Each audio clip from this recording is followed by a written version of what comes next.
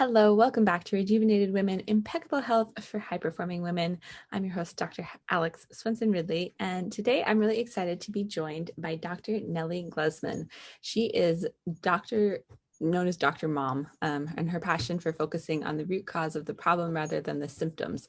She's a pediatric physician who works in the integrative and more holistic approach to our kids' health and has spent many years helping many families and children graduate from her signature program, 30 Days to Rescue Your Child's Health, and really get their families back to thrive and their lives back. So Dr. Gluzman, welcome to the show.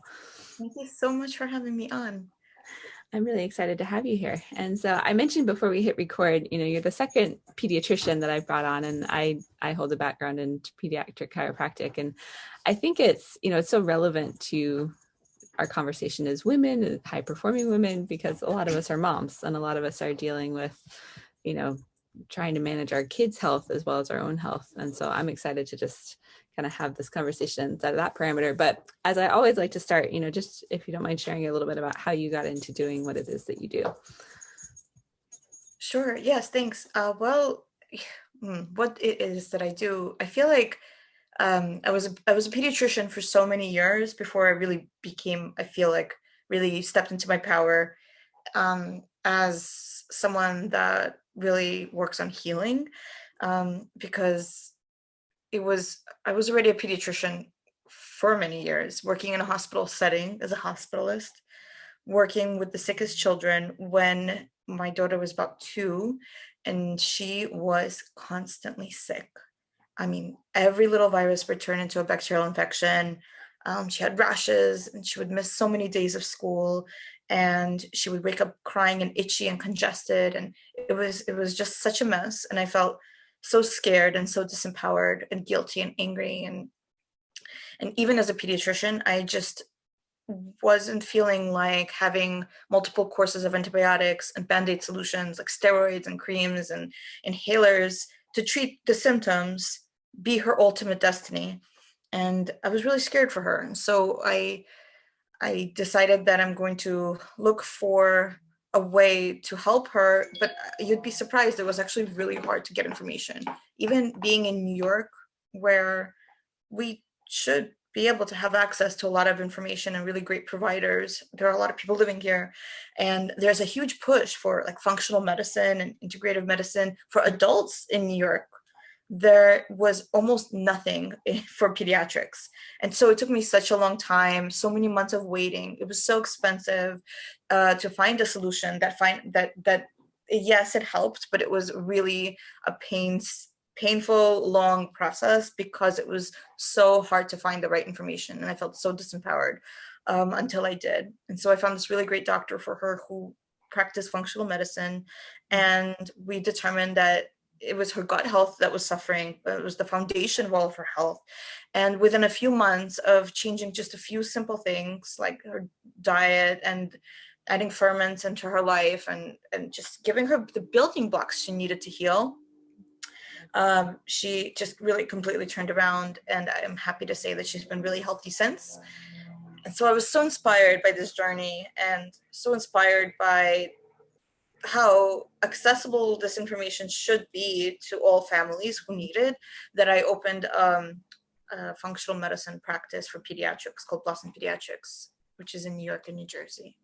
So that was, it's not my journey, it's my daughter's journey. Yeah. But I feel like it's such a transformative one, and that's where we are now, is looking at root cause solutions for families with kids who have chronic illnesses.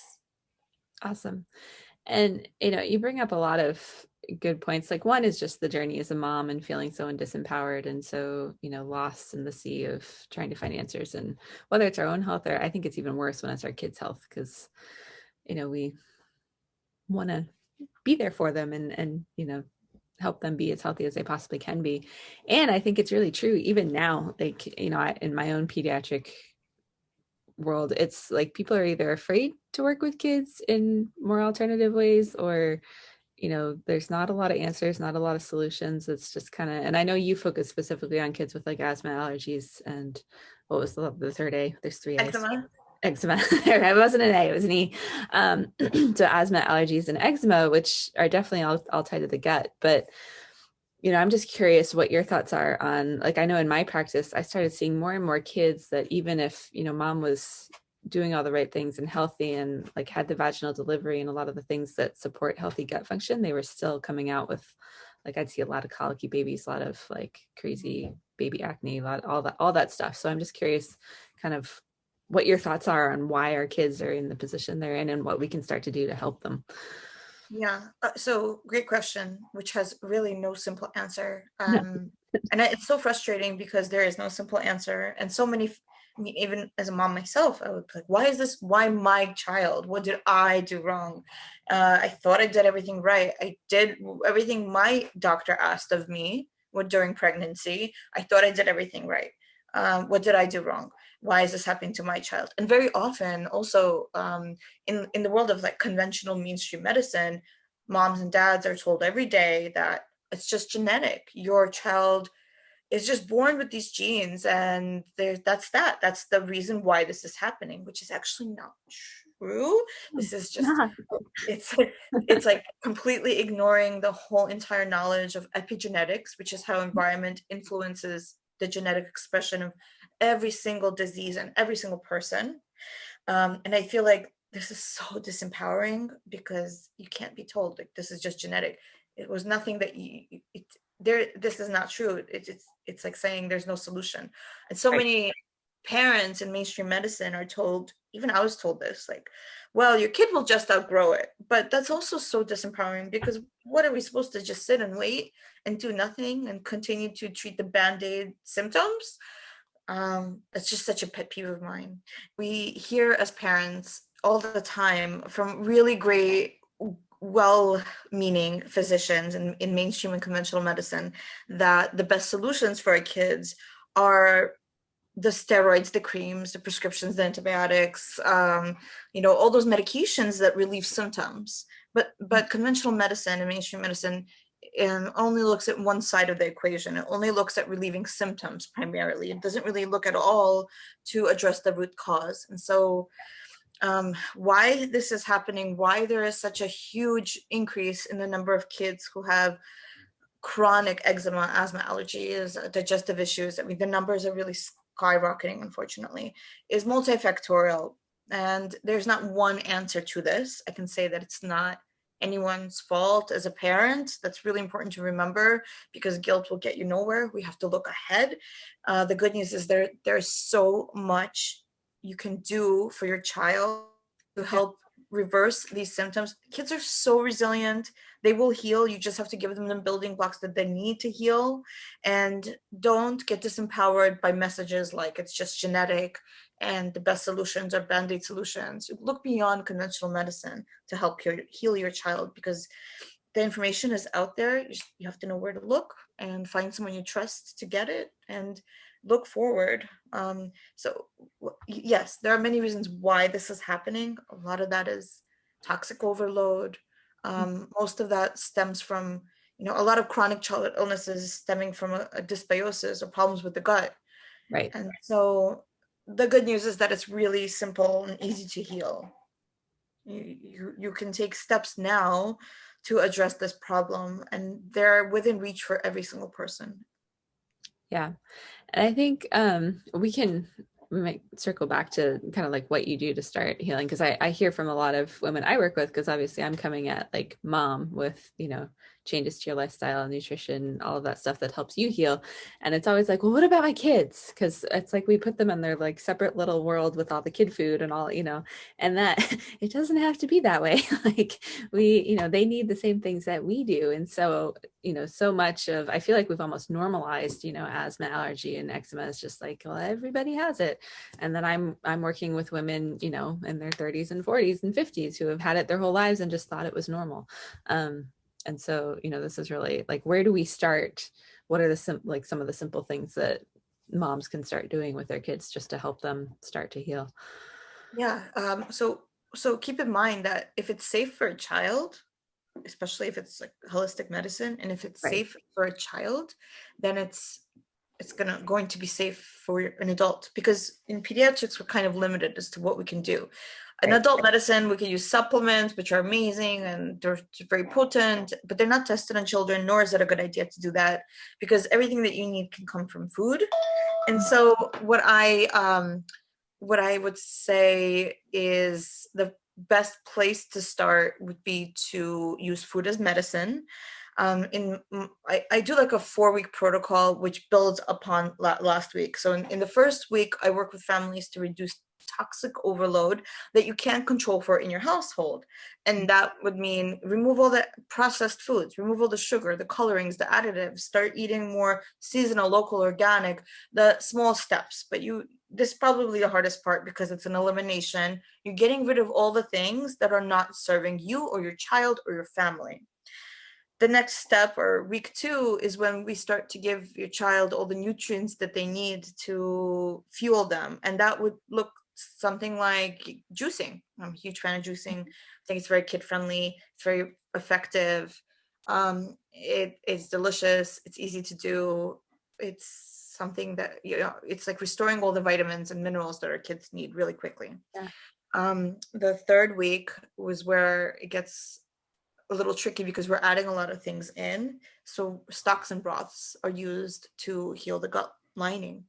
Yeah. And in the 4th week, we use fermented foods to restore the microbiome as the most potent form of a diverse and healthy probiotic that I could possibly think of, and super cheap and the most effective. It's kind of a lost art, and that's usually my favorite week because it's so shocking to people, but they don't have to spend thousands of dollars a year on probiotics, which may or may not be effective. They could get so much more with just fermented foods. Absolutely. So it's simple. It's like simple. And I know it can sound so hard, because even my own, I've obviously kind of like grown in my professional life knowing all this stuff. And I was really specific about what I would expose my kid to and all this. And then I got remarried, and so suddenly he's exposed to all this stuff that I'm like, I would have never let you have that in my life. But like the key is, the more we kind of communicate and understand ourselves around nutrition and like how food affects us and all of that. Like my son can tell you that certain things like don't make him feel well. And he's at the age where like sometimes I allow him to make choices, and but we have things that we are good for him that we also put in there. So it's about like, what suggestions do you have? Because I know a lot of families are like, well, like my kid, what are they going to eat if I take away all the processed stuff? Because that's just all they've ever eaten, right? Like how do you see that playing out in the work that you do with families? That's a great point. So I personally am not a maven in the kitchen. I do not love to cook. I have to be honest. I am busy too. Yeah. I have a business. I still work in a hospital setting. I have my kid. I have a puppy. I have my yoga practice. I'm like all into really about self-care and friends and traveling and all that. And kitchen cooking is not part of it. I just don't love it as much as other things, but that doesn't mean that you can't figure it out. And so when I work with families one-on-one, I meet them where they are, because the whole point is not to stress them out or the family.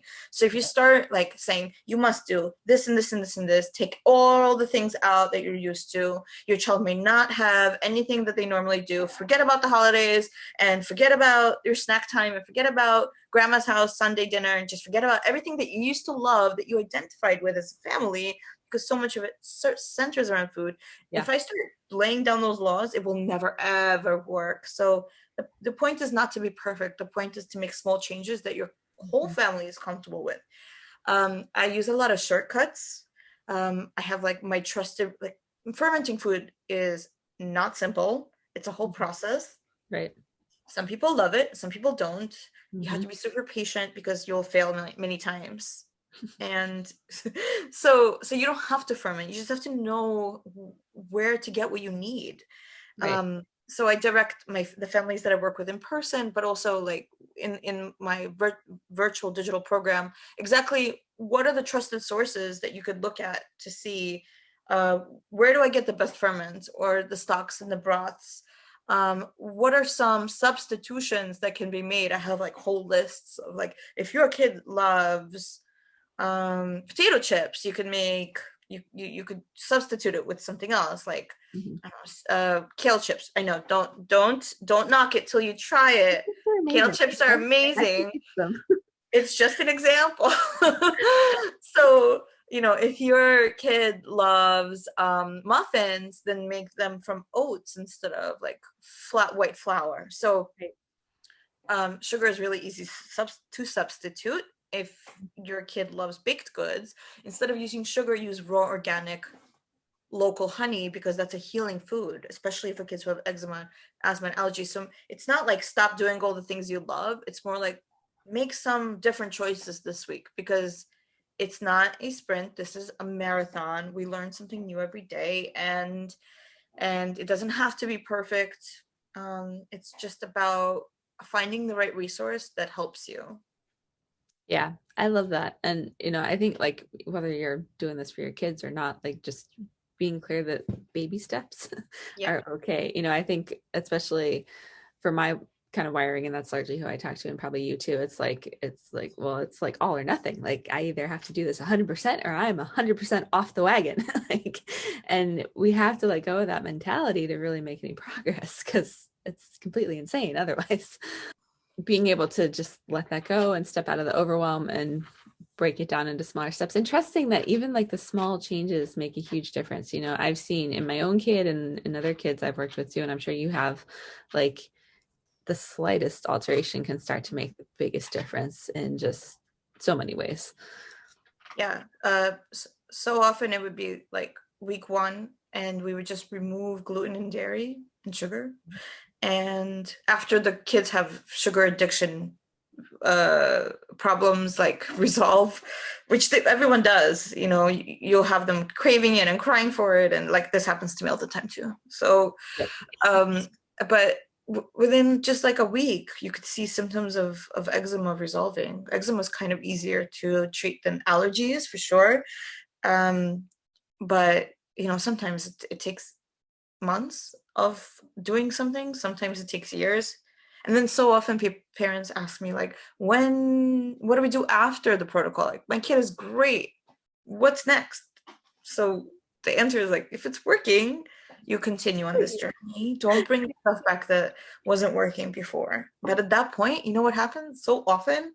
The kids themselves, at least the ones that are probably like under 4, they don't crave the foods that made them feel ill before. They're not going to reach for like artificially colored candy and all the preservatives, and the palate will change, and they won't be craving for it and asking for it like they were before. They're going to like reach for fruit and vegetables more once they feel better. The body knows.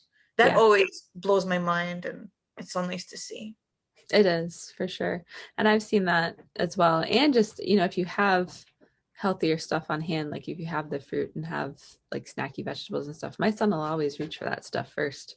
I found it's a little harder now that he's older, and I think the age can make it, they're more independent. And they're like, I want what I want, but ultimately he has that line.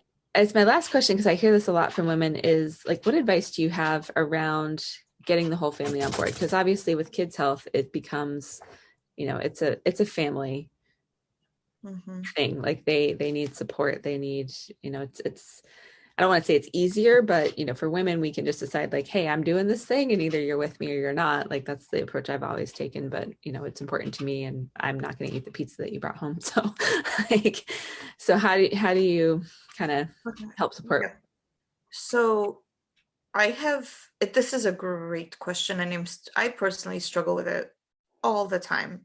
But it's kind of like a pattern. Usually it would be like mom sees a problem, usually is like, the one reaching out, is open. Maybe dad won't be so open, or maybe grandparents who are like stuck in their ways, and that's that. Somebody, maybe it would be like whoever else is taking care of the kid wouldn't be so on board. So what I found to be helpful is to tell the whole family to be on the same page, like do the same program. don't call it like this is the younger child's program. Like this is like a family project. We're gonna try it for a month and see how we feel. And that's it. I in my family we kind of call it like a detox. Mhm. So whether it be like video game detox, so not like I'm punishing you because you're acting crazy because of video games, and so now you're punished. It's more like video game detox. The same thing with food, like junk food detox for a week. And so my kid is more open to the whole family, and especially my child who's 9.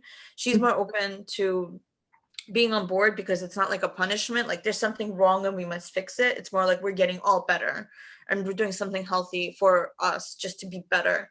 So I just, that's like one approach to kind of name it something else. Oh, um and I also speak to I offer to speak to grandparents all the time too. mhm. Like just if they're not on board and they need to be on board and they need to hear it from the pediatrician, Yeah. then I'm happy to talk to them. And so having that one-on-one with whoever's not on board, or the dad or whoever it is, just getting on a call, doing like a telemedicine chat and saying this is why we're doing this. It's just hard to say no. Like who can in this day and age really say like soda is okay? It's more out there that it's not healthy. So and you could say like it's not forever, try it out. If it's not for you, you could always go back to the way it was. Yeah. And it's also it's not I'm not prescribing medicine for this. Usually it's not like a supplement based program.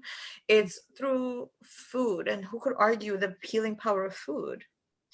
So I guess I do have a little pushback about like gluten and dairy, and it's Mhm. not for everybody. It's just something that most protocols for pediatrics does call to eliminate those things because they're inflammatory foods, and it's hard to find high quality dairy and high quality wheat, etc. So that's why we cut it out. But it's the point of all these protocols is not to have restrictions.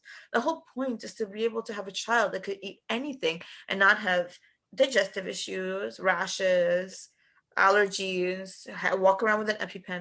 That's the whole point, is to heal the gut so that they won't have these issues in the future. Absolutely. And I think we have to remember that, I get, because I have women come off of gluten and dairy and a lot of the inflammatory foods too. And, whether you're a kid or an adult, like there can be pushback because we've just established that that's what everyone should eat in our society. But there's, compared to, so I went off of all that when I was 20. So I was gluten, dairy, and sugar. I went off of one summer and I was in college. I didn't know how to cook. There weren't gluten-free substitutes for like everything you could possibly think of. So I was used to eating bagels and pasta. So I starved for an entire summer until I figured it out. And then I found a cookbook and then I was good. And I've been that way for the last 16 years. But, I think it comes down to like that willingness to change and then having support in your corner. Like a lot of what you talk about is like you were there to you're a support system for a family. And I think so many of us can get frustrated, and this happens in my own family and probably yours too. Like my husband doesn't listen to a dang thing I say,